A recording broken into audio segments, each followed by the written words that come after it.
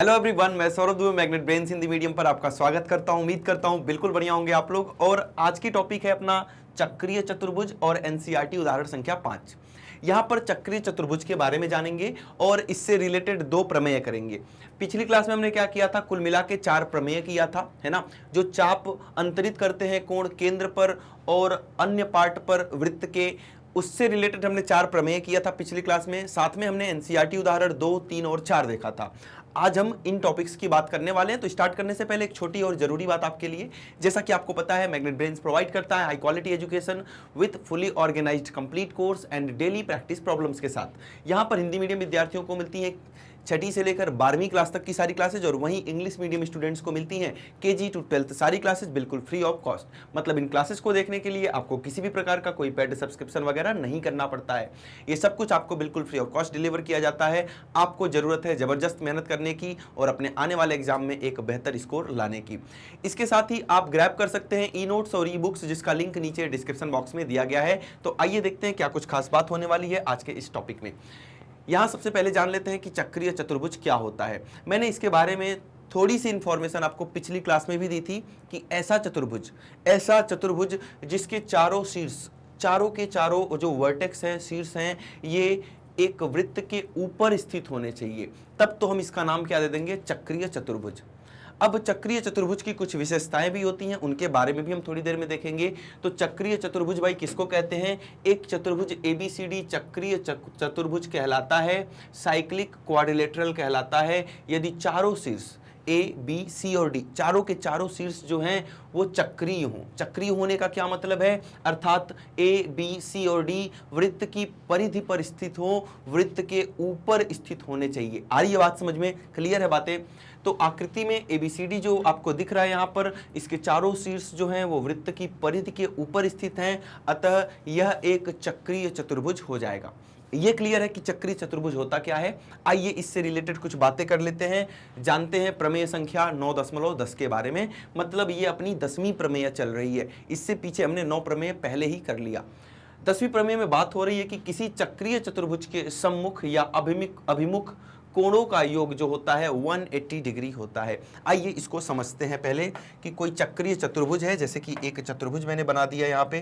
पहले एक सर्कल बना लेते हैं, है ना, ये एक सर्कल है भाई, और इसके अंदर एक चक्रीय चतुर्भुज बना देता हूं मैं। इसके अंदर क्या, एक चक्रीय चतुर्भुज बना देता हूं। जैसे ये हो गया एक भुजा इसकी, ये चतुर्भुज की दूसरी भुजा, ये चतुर्भुज की तीसरी भुजा, और ये चतुर्भुज की चौथी भुजा। ये चतुर्भुज की क्या हो गई, चौथी भुजा। तो ये एक चक्रीय चतुर्भुज होगा। क्यों होगा? क्योंकि इसके चारों के चारों शीर्ष ए बी सी और डी कहां पर स्थित हैं? कहां पर स्थित हैं? वृत्त की परिधि के ऊपर स्थित हैं। तो यहां पर हम लिखेंगे, दिया है, यह हमें गिवन है कि एबीसीडी एक चक्रीय चतुर्भुज है। एबीसीडी एक चक्रीय चतुर्भुज है, चक्रीय चतुर्भुज है ना। एबीसीडी क्या है? एक चक्रीय चतुर्भुज है जिसके चारों शीर्ष वृत्त की परिधि पर स्थित हैं। क्लियर है? इसमें एक रचना भी करनी पड़ेगी भाई, रचना भी करनी पड़ेगी। रचना क्या करेंगे, है ना, पहले ये लिख लेते हैं सिद्ध क्या करना है, उसके बाद रचना लिखेंगे। सिद्ध करना है, सिद्ध करना है, क्या सिद्ध करना है? कि सम्मुख कोणों का योगफल जो होता है वो 180 अंश के बराबर होता है। जैसे कि यहाँ पर ए और सी आपस में अभिमुख या सम्मुख, दोनों बातें एक ही हैं। अभिमुख या सम्मुख कोण जो हैं, एंगल ए और सी, इनका योगफल आपको प्रूव करना है, सिद्ध करना है, 180 डिग्री के बराबर होगा। और इसी प्रकार से आपको ये सिद्ध करना है कि बी और डी का भी योगफल कितना होगा, angle B plus angle D का भी योगफल कितना हो जाएगा, 180 डिग्री हो जाएगा। क्लियर है बातें? तो ये सिद्ध करते हैं। ये सिद्ध करने के लिए एक छोटी सी रचना करनी पड़ेगी, जिसको आपको याद भी रखना है कि भाई इस वाले में ये वाली रचना होती है। रचना क्या करेंगे, वृत्त का केंद्र O बना लेते हैं, वृत्त का केंद्र O बना लेते हैं। अब यहाँ से हम एक काम और करेंगे, यहाँ से ये काम कर लेते हैं भाई कि A को O से ज्वाइन करा दिया, A को O से ज्वाइन करा देंगे, और इसी प्रकार से एक काम और करेंगे, जैसे A को O से ज्वाइन करा दिया, है ना, किसी भी दो कोणों को ज्वाइन करा दो, या तो आप बी को डी से कर लो या तो ए को सी, मतलब बी को ओ से कर लिया और डी को ओ से कर लिया, ये भी काम कर सकते हो, या ऐसा भी कर सकते हो कि ए और सी को, मतलब ए को ओ से या सी को ओ से, इन दोनों को कर लो, या तो बी और डी को ओ से ज्वाइन कर दो या तो ए और सी को ओ से ज्वाइन कर दो, काम बन जाएगा। क्लियर है बातें यहाँ तक? अब ध्यान देना, तो रचना में हमने क्या किया, रचना में हमने ये किया कि बीओ और डीओ को मिलाया, बीओ और डीओ को मिलाया।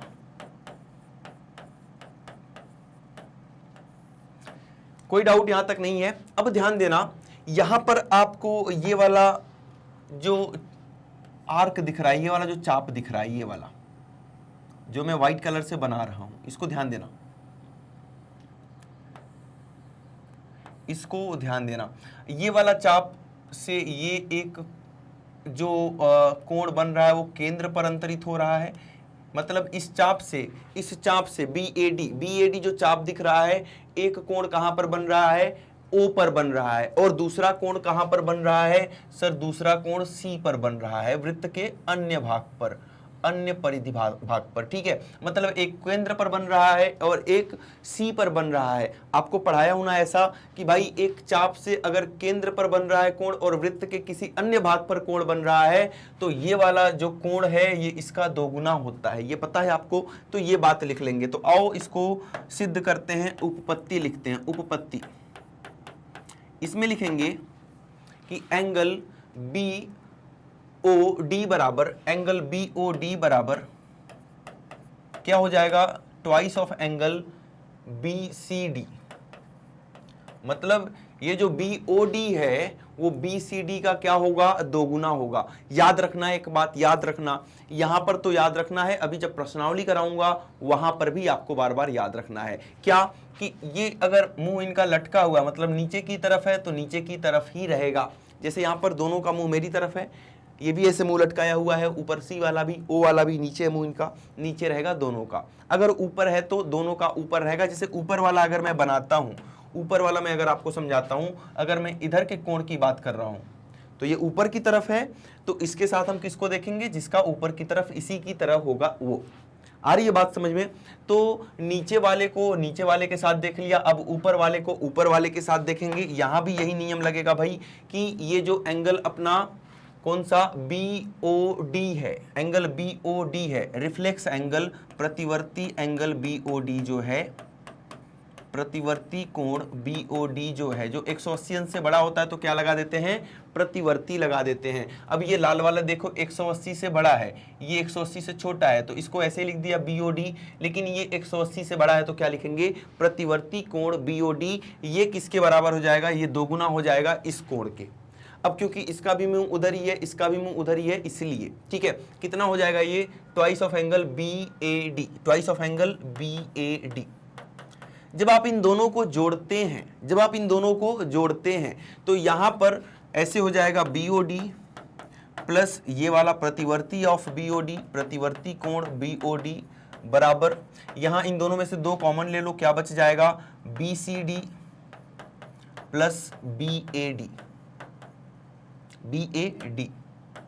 यहां तक कोई डाउट है क्या, सब कुछ क्लियर है? अब ध्यान देना कि BOD और प्रतिवर्ती BOD मिलाओगे तो ये पूरा का पूरा कोण आपको मिल जाएगा, और ये पूरा का पूरा कोण कितना होता है, एक बिंदु पर बना कोण पूरा कितना होता है, संपूर्ण कोण, मतलब कि 360 डिग्री के बराबर। तो ये हो जाएगा पूरा का पूरा 360 डिग्री।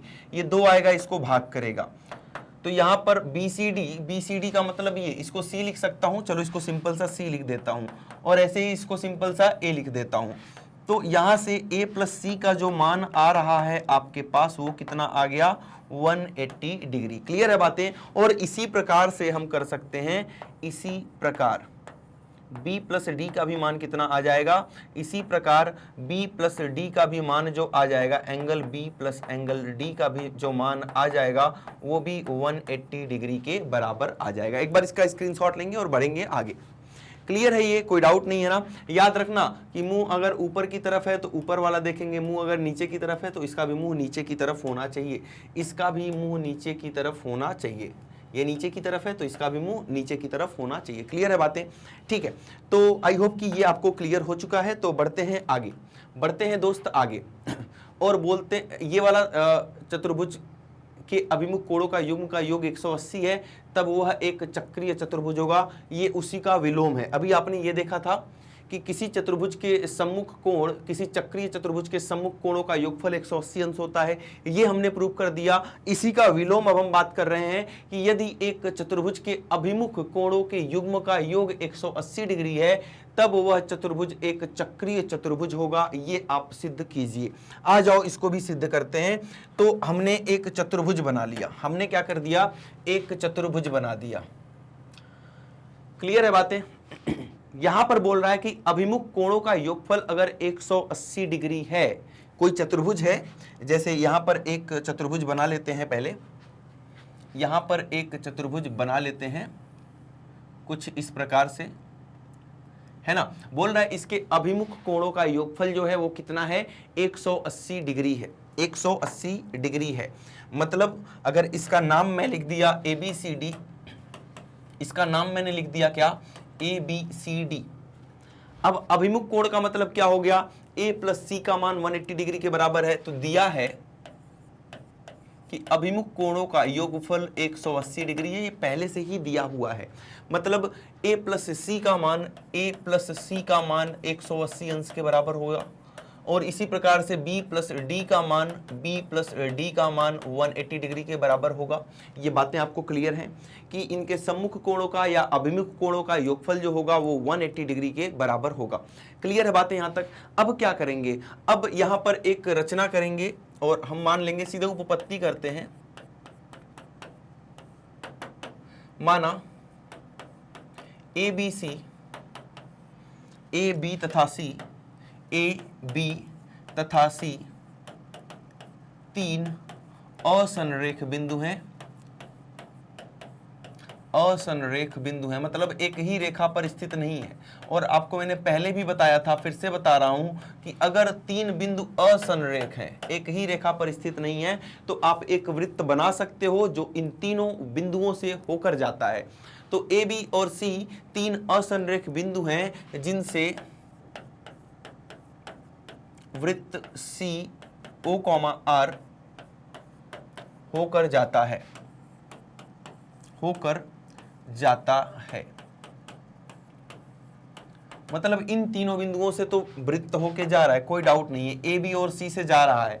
अब D से होकर जाएगा अगर, तब इसको हम चक्रीय चतुर्भुज मान लेंगे। अगर नहीं जाएगा तो नहीं मानेंगे। तो हमने मान लिया कि ये D से नहीं, ये किससे होकर जा रहा है? एक यहां पर कोई बिंदु E है और ये वृत्त जो है वो E से होकर जा रहा है। तो माना वृत्त COR बिंदु E से होकर जाता है, बिंदु E से होकर जाता है, E से होकर जाता है। तो अगर ये ABC के साथ E से होकर जा रहा है, D से नहीं माना मैंने, D को तो सिद्ध करना है ना कि D से होकर जाएगा, लेकिन मैंने मान लिया कि भाई ये E से होकर जा रहा है, D से नहीं जा रहा। तो अगर ये E से होकर जा रहा है तो A, B, C और E ये जो बन रहा है ये एक चक्रीय चतुर्भुज होगा, क्योंकि A, B, C और E से होकर एक वृत्त जा रहा है। मतलब ये ABCE एक चक्रीय चतुर्भुज हो जाएगा। तो बिंदु E से होकर जाता है, अर्थात जाता है, अर्थात क्या? अर्थात ABCE एक चक्रीय चतुर्भुज होगा। क्या होगा? एक चक्रीय चतुर्भुज होगा। अब अगर ABCE एक चक्रीय चतुर्भुज है तो हम लिख सकते हैं भाई कि अगर ABCE एक चक्रीय चतुर्भुज है तो इनके सम्मुख कोणों का योगफल कितना होगा? 180 डिग्री। मतलब B plus E, angle B plus E कितना हो जाएगा? 180 डिग्री के बराबर होगा, क्योंकि चक्रीय चतुर्भुज के सम्मुख कोण या अभिमुख कोणों का योगफल चक्रीय चतुर्भुज के अभिमुख कोण या सम्मुख कोणों का योगफल, अभिमुख कोणों का योगफल 180 के बराबर होता है। कोणों का योगफल, ये बार बार कारण लिखना पड़ेगा आपको, कितना होता है? 180 डिग्री होता है। कोई डाउट यहां तक? सब बढ़िया चल रहा है। हमने देख लिया कि b प्लस ई का मान जो आएगा वो 180 डिग्री के बराबर आएगा। ये रहा आपका समीकरण 1, ये रहा 2 और ये रहा 3। समीकरण 2 तथा 3 से, समीकरण 2 तथा 3 से क्या लिख सकता हूं मैं? सर ये राइट हैंड साइड दोनों का बराबर है, यहां भी 180 यहां भी 180, तो ये दोनों भी आपस में बराबर होंगे। मतलब b प्लस डी का मान जो है वो b प्लस ई के मान के बराबर होगा। या हम यहां से b को b से काट दिए तो यहां बोल सकते हैं कि d का मान e के मान से बराबर होगा। अब d का मान e के मान के बराबर कब हो सकता है? तभी हो सकता है जब यह तभी संभव है, यह तभी संभव है जब d और e समपाती हो। जब बिंदु d और E, बिंदु D और E समपाती हो। तो भाई D और E एक ही स्थान पर है, मतलब हमने माना था कि हमारा वृत्त E से होकर जाता है, क्योंकि E और D एक ही बिंदु को निरूपित करते हैं, ऐसा मैंने सिद्ध कर दिया। मतलब हमारा अगर वृत्त E से होकर जाता है तो उसको D से भी होकर जाना पड़ेगा, क्योंकि E और D अलग अलग नहीं, एक ही बिंदु को निरूपित कर रहे हैं। तो यहां पर लिखेंगे यह तभी संभव है, यह लाइन तभी संभव है जब बिंदु D और E समपाती हो, अर्थात D वृत्त पर स्थित हो, वृत्त पर स्थित हो। आगे एक लाइन और लिख देंगे, यहां पर लिख देता हूं मैं, इसलिए ABCD एक चक्रीय चतुर्भुज है। इसलिए ABCD एक चक्रीय चतुर्भुज है, साइक्लिक क्वाड्रिलेटरल, चक्रीय चतुर्भुज है। क्लियर है बातें? कोई डाउट वाली बात नहीं है। आसान था, ये इतना ज्यादा इंपॉर्टेंट तो नहीं है, लेकिन हाँ ठीक है, आपको आना चाहिए। इससे पीछे वाला ज्यादा इंपॉर्टेंट था, है ना? जो हमने प्रमेय संख्या 9.10 किया था वो ज्यादा इंपॉर्टेंट था। ये उसी का भाई उसी का विलोम है, तो इसको भी जानना आपको जरूरी है। क्लियर है बातें? कोई डाउट वाली बात यहां तक नहीं है। एक आओ इसी से रिलेटेड एक उदाहरण देख लेते हैं। ये अन्य उदाहरण है, एनसीईआरटी का नहीं है। क्या है? दी गई आकृति में डीबीसी का मान 80 डिग्री है, मतलब इसकी बात कर रहा है कि ये 80 अंश का है। बीएसी का मान 40 डिग्री 40 अंश का है। तो बीसीडी ज्ञात कीजिए। बीसीडी मतलब ये पूरा का पूरा कोण आपको ज्ञात करना है। साथ ही AB बराबर AC है, तब ECD ज्ञात कीजिए। पहले यहां तक की बात कर लेते हैं, पहले यहां से लेके यहां तक की बात कर लेते हैं। ये सब बातें बाद में देख रहे होंगे हम। क्लियर है बातें? मतलब आपको कुछ इंफॉर्मेशन दी हुई है। आओ इसको समझते हैं कि इस तरह के क्वेश्चंस को कैसे खेलते हैं। अब आपको पता है कि ये 40 है, ये वाला 40 है, ये वाला। अब ये वाला जब 40 है तो ये किससे किससे मिलकर बना है भाई? ये 40 जो है ये किससे किससे मिलकर बना है? तो सर ये रेखा से और ये रेखा से मिलकर बना है। मतलब कौन से लाइन से मिलकर बना है? कौन से जीवा से? तो सर BC से, BC जीवा से वृत्तखंड, इस वाले वृत्तखंड से मिलके बना है। कौन से? BC से। आ रही है बात समझ में? BC से कोई और बन रहा है क्या? BC से कोई और बन रहा है क्या? ध्यान से देख के बताओ, क्या BC से वृत्त के ऊपर कोई और कोण बन रहा है? हाँ, ये वाला BC से ही देखो, ये वाला स्टार्ट हो रहा है, ये भी BC पर ही जाएगा। तो ऐसे आपको ढूंढना है कि भाई एक कोण दिया है तो इसी के बराबर कौन सा कोण होगा। तो उसके लिए देखना पड़ेगा कि ये कोण बन कहां से रहा है? यहां से और कौन सा कोण बन रहा है? ये वाला। ये 40 का, तो ये भी कितने का? 40 का। ये भी कितने का? 40 का। आ रही है बात समझ में? अब ध्यान दो, लिखेंगे सबसे पहले ये बात लिखेंगे, एंगल BAC बराबर, एंगल BAC बराबर एंगल BDC। BDC एक ही वृत्तखंड से बना कोण, एक ही वृत्तखंड से निर्मित कोण। आ रही बात समझ में? तो ये आपस में बराबर होंगे। तो अगर BAC का मान 40 अंश के बराबर है तो एंगल BDC का भी मान कितना? 40 डिग्री हो जाएगा। अब ये त्रिभुज पकड़ लेना, ग्रीन वाला, ये ग्रीन वाला त्रिभुज पकड़ लो। ग्रीन वाले में ये वाला कोण आपको 80 पता है, ये वाला कोण आपको 40 पता है, ये पूरा का पूरा कोण आपसे पूछा जा रहा है। रेड लाइन से कोई मतलब नहीं है, रेड लाइन मत देखो, पूरा का पूरा कोण देखो आपको बस हरी हरी लाइन दिखनी चाहिए अभी। तो लिखेंगे त्रिभुज BCD में, त्रिभुज BCD में, इस त्रिभुज में क्या हालचाल हो रहा है, तीनों को जोड़ दो, angle DBC plus angle BCD plus angle BDC बराबर कितना, 180 डिग्री, क्योंकि यहां पर कारण खुद लिखेंगे कि त्रिभुज के तीनों अंतः कोणों का योगफल 180 अंश के बराबर होता है। तो सबसे पहले B का मान कितना है, 80 डिग्री, यहां पर 80 लिख दिया, प्लस C का मान कितना है पूछ रहा है, तो BCD को BCD लिख दिया, प्लस D का मान कितना है, 40 है, तो 40 लिख दिया, बराबर 180 डिग्री। तो यहां से दोस्त आपका BCD का जो मान निकल के आ रहा है वो आ रहा है 180 डिग्री माइनस 80 और 40, 120 इधर जाके माइनस हो जाएगा, तो ये आ गया 60 डिग्री। कितना आ गया, 60 डिग्री। मतलब ये पूरा का पूरा कोण जो है, ये पूरा का पूरा कोण 60 डिग्री के बराबर होगा। आगे की कहानी क्या है, यदि AB बराबर BC हो, अगर AB और BC दोनों आपस में बराबर हो, मतलब ये वाली भुजा और ये वाली भुजा दोनों आपस में बराबर हो, तब ECD का मान ज्ञात कीजिए, मतलब इतना सा कोण बता दो ये कितना होगा।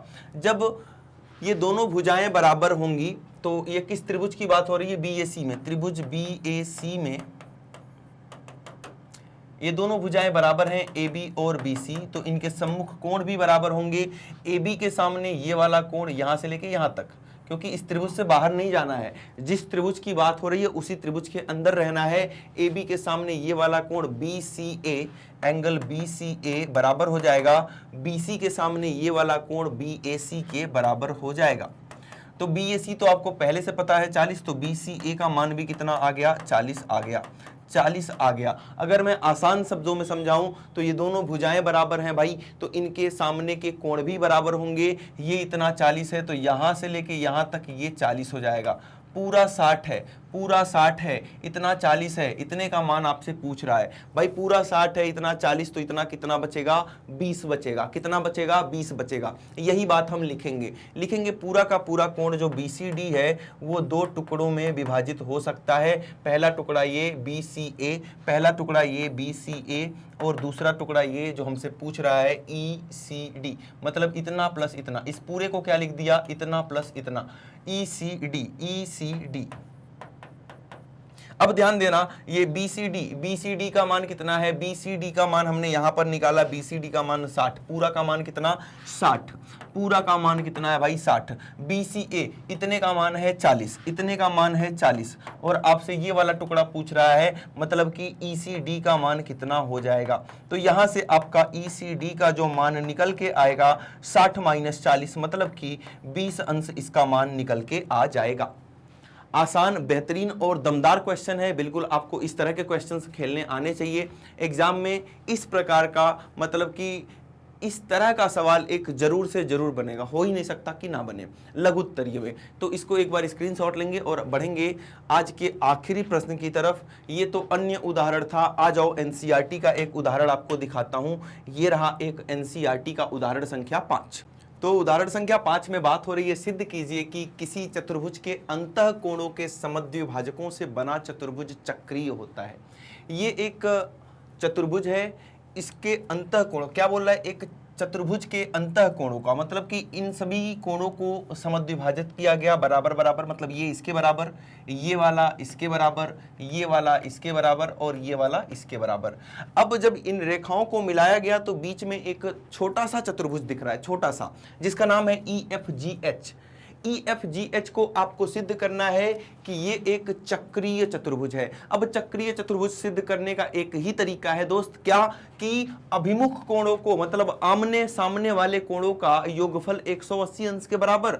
अगर मान लो कोई भी चतुर्भुज है, अगर आमने सामने वाले कोणों का योगफल आपने ये दिखा दिया कि 180 डिग्री के बराबर है, तब वो क्या बन जाता है, चक्रीय चतुर्भुज। क्या बन जाता है, चक्रीय चतुर्भुज। तो आ जाओ यहां पर खेल स्टार्ट करते हैं। फाइनली अगर हमने ये दिखा दिया कि इस वाले एंगल E और इस वाले एंगल G, इन दोनों का योगफल जो है 180 डिग्री के बराबर है, तो मैं बोल दूंगा कि हाँ भाई ठीक है, ठीक है, ये चक्रीय चतुर्भुज है। तो इसको सिद्ध कैसे करेंगे? सबसे पहली बात क्या करेंगे, ध्यान देना, यहां पर ये वाला त्रिभुज पकड़ लो, त्रिभुज AEB में, त्रिभुज AEB में। अब भाई किसी भी त्रिभुज के तीनों अंतःकोणों का योगफल 180 अंश के बराबर होता है, तो ये तो आपको पता ही है, इसमें कोई दिक्कत वाली बात नहीं है। तो इन तीनों कोणों का योगफल कर दो। इस वाले कोण का नाम बताओ, EAB, angle EAB plus angle AEB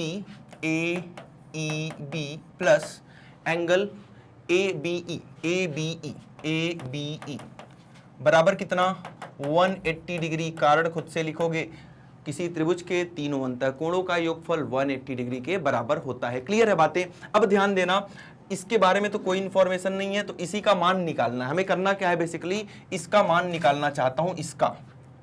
तो एक काम कर सकता हूं क्या मैं, ये जो EAB लिखा है, EAB का मतलब ये वाला कोण। जब भाई ये वाला कोण, ये वाली रेखा जो जा रही है, इस कोण को दो बराबर बराबर भाग में बांट रही है, तो इस वाले कोण का नाम मैं दे सकता हूं क्या कि ये वाला जो कोण है, ये पूरे कोण का क्या है? आधा है। ये पूरे कोण का, इस पूरे कोण का ये वाला जो कोण है छोटा सा, ये आधा है। मतलब इसकी जगह मैं लिख सकता हूं आधा है किसका? A का। EAB इतना जो है वो पूरे कोण का क्या है? आधा है। क्लियर है बातें? और इसी प्रकार से नीचे आ जाओ और यहां बताओ इसको क्या लिख सकता हूं। तो सर ये B वाला जो इतना पार्ट है वो पूरे कोण B का क्या है? आधा है। तो इसको हम लिख देंगे कि ये वाला पूरे कोण B का आधा है। बीच वाले को ऐसे ही रहने दे। क्लियर है बातें? यहां तक कोई दिक्कत नहीं है।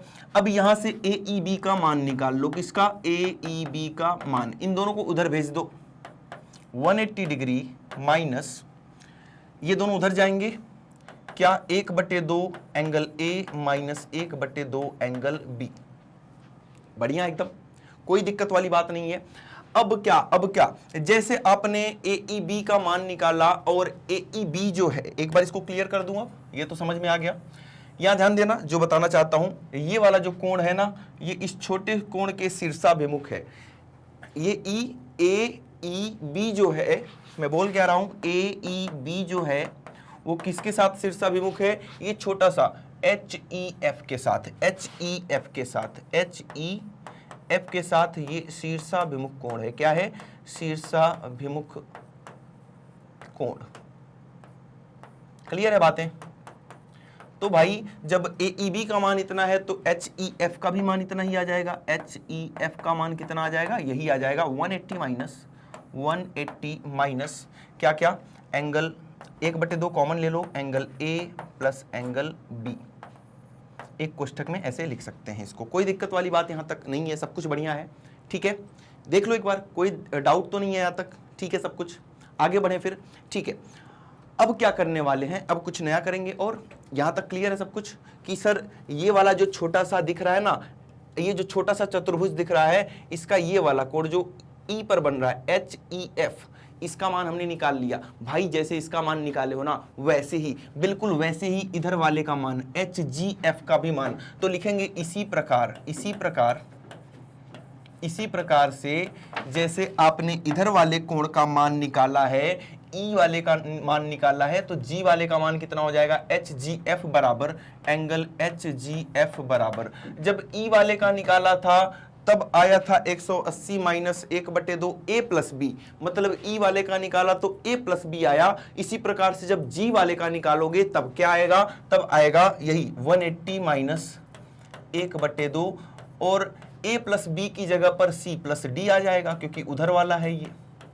आ रही है बात समझ में? बिल्कुल जैसे इसको लिखा है E वाला A प्लस B, मतलब E वाले के साथ A और B आया था, तो G वाले के साथ C और D आएगा। ये रहा समीकरण संख्या 1, ये रहा समीकरण संख्या 2। 1 और 2 को जोड़ दो। 1 और 2 को जोड़ने पर ये हो जाएगा HEF